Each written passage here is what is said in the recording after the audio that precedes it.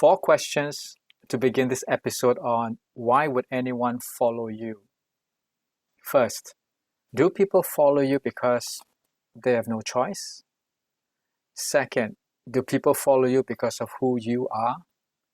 And third, why would you follow someone? What will be the reasons or criteria for followership?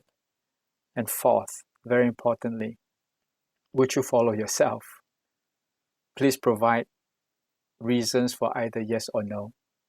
My name is Teik. Thank you for pausing from your business to allow me to unpack this very important question.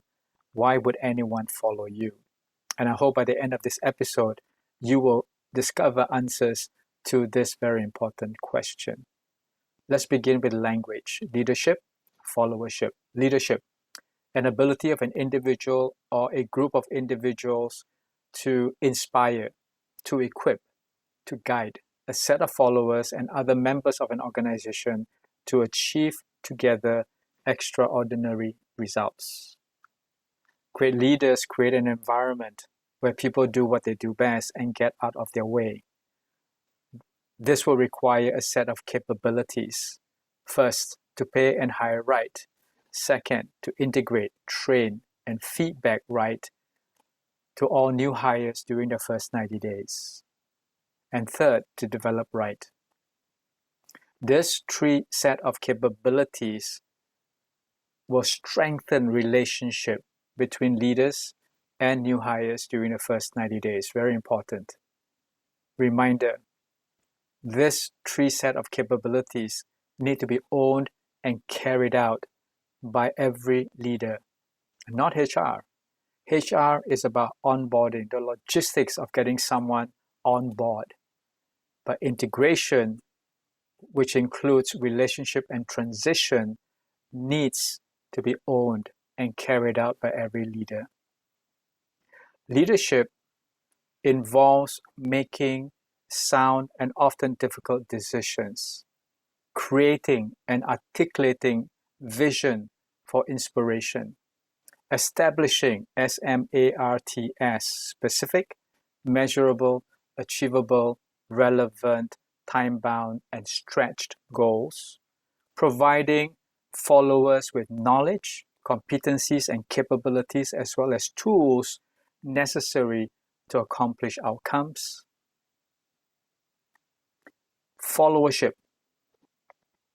A follower is an individual inspired and influenced by a leader to participate with heart and mind, emotional and rational commitment in the pursuit of organizational goals.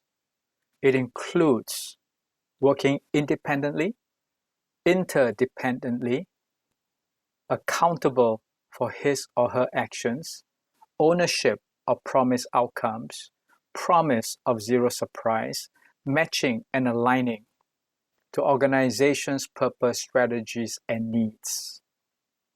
At this point, I'd like to recommend strongly that we all consider to stop using the terms superior and subordinate. I hope you agree. Next section we're going to move into will begin with a very important question. What do great leaders do to inspire followership? And I'll provide a key teachable point to start off. Leadership, it's about relationship. Management, it's about transaction. This pandemic has pronounced that titles, functional competencies of unconscious, untrained leaders or managers no longer count. It has been said that during good times, any Dumbo can look good. It is during tough times that true leadership is witnessed. I've often said leadership is not about title, it's not about power. Leadership is about relationship and influence. It's not about the posters on the wall. It's not about what you say. At the end of the day, it's actually what you do. And please take note, all your people are keeping count on how often you are not walking the talk. Let me share with you John C. Maxwell's 5 levels of leadership, and then I'll go on to share with you my 5 value proposition of every leader and manager. John C. Maxwell's 5 levels of leadership. Level 1, people follow you because they have no choice. It's your position, it's your right. Please don't stay in this level for too long. Level 2, relationship and connection, permission to lead. You do not need permission to manage, but you need permission to lead. And this permission has started during the first 90 days. Remember that? Integrate, train, and feedback right. Level 3, people join you because they want to be on a winning team with a growth mindset. Nobody wants to join a losing team. Level 4, people join you because, people follow you because you have shown a commitment to develop them. Level 4 is about reproducing leaders. Level 4 is about your personal commitment in developing people for the future.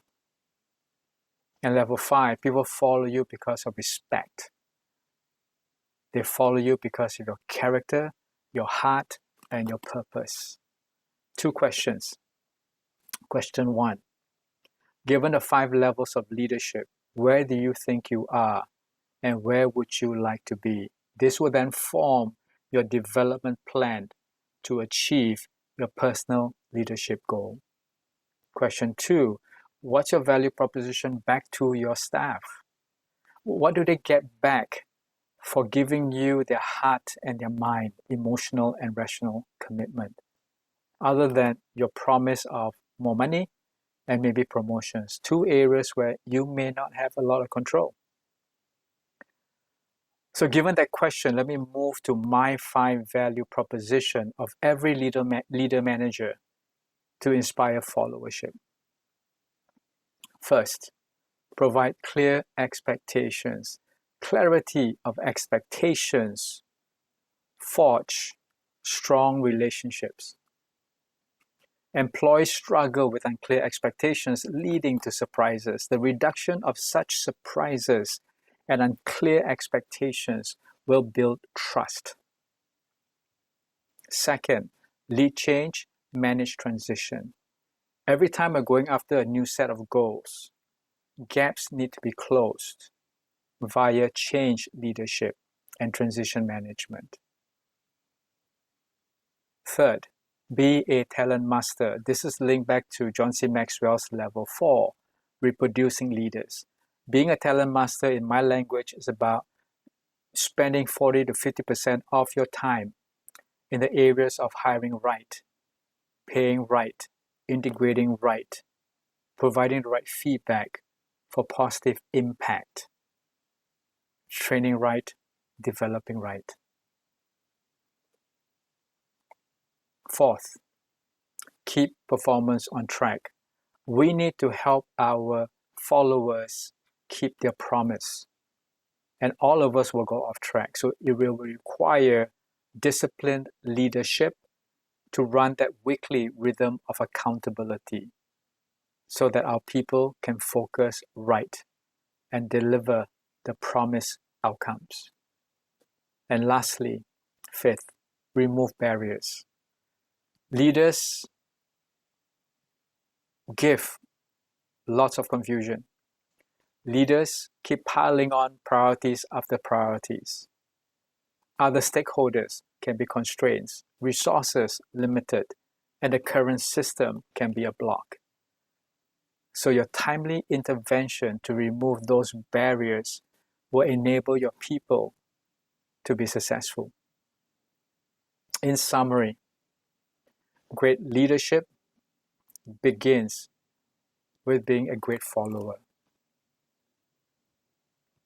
To inspire followership, you need to equip yourself to move from level 1 to levels 4 and 5 while keeping your character, your heart, and your purpose as the anchor to your identity. And don't forget the 5 value proposition I just shared. We need to give back to our people for what they're giving to us in terms of ourselves, our time, our heart, and our talent. So thank you for pausing to be with me, allowing me to unpack for you this very important question. Why would anyone follow you? And I hope that you have now come to a point where you have some answers to that question. And so I'll leave you with this statement. Inspirational leadership produces inspired followers. Thank you. Be well.